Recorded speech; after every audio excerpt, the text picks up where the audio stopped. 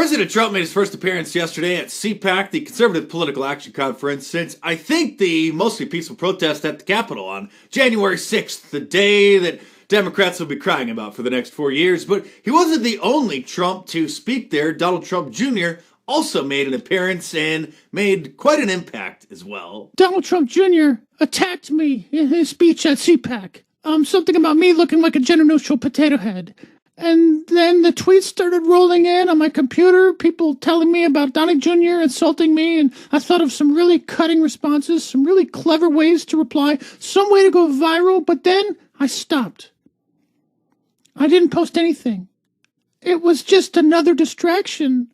He wanted me to respond. This was just more BS fuel for the culture war, and it does not matter. There is too much real news going on. There's no time for potato heads. You thought of a very clever response and you were going to tweet it out, but you're better than that. No, the only time that you go viral is when I make you go viral, because I own you. Every conservative talk show host in America knows it. Virtually every conservative in America knows it, that my impression of Brian Stelter is the real Brian Stelter. And I don't know if there's a term for what happened in psychology, but occasionally somebody's impression of somebody overtakes that person, and it's the first thing that pops into everybody's mind anytime they see or hear that person. The same thing happened with Sarah Palin after Tina Fey started doing impressions of her on Saturday Night Live, and it's widely accepted that her impression of Sarah Palin tarnished her image so bad.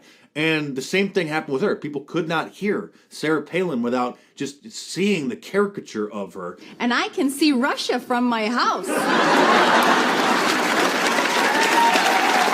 Sort of the same thing with Daryl Hammond on Saturday Night Live years before with Al Gore and his lockbox. Rather than squander the surplus on a risky tax cut for the wealthy, I would put it in what I call a lockbox.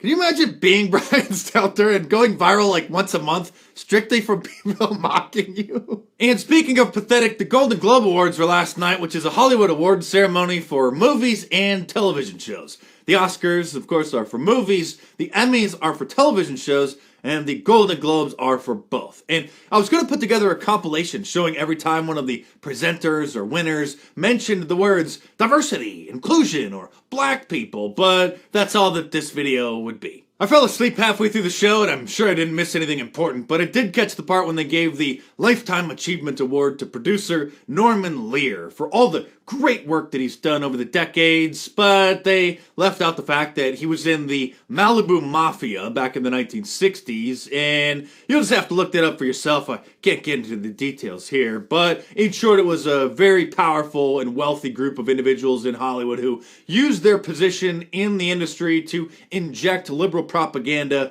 into television shows and movies. Of course, I wrote a whole book called Hollywood Propaganda, How TV, Movies, and Music Shape Our Culture, which you should order in paperback from Amazon.com or download the ebook onto your tablet or your e-reading device. I sample pop culture so that you don't have to, and out of all the movies and television shows that were nominated for awards, out of all of them, I could only think of one that wasn't absolute garbage. Just one. Borat's subsequent movie film was kind of funny because, unlike liberals, I actually have a sense of humor and can laugh at my own side. That's not to say that it wasn't liberal propaganda or particularly deceptively edited in certain parts, like the segments involving Rudy Giuliani. And here's Sacha Baron Cohen admitting his goal by making the movie. Did it affect the election? I don't know. I mean, I hope so. You know, that's why I made it. That's why I had to have it out before November 3rd.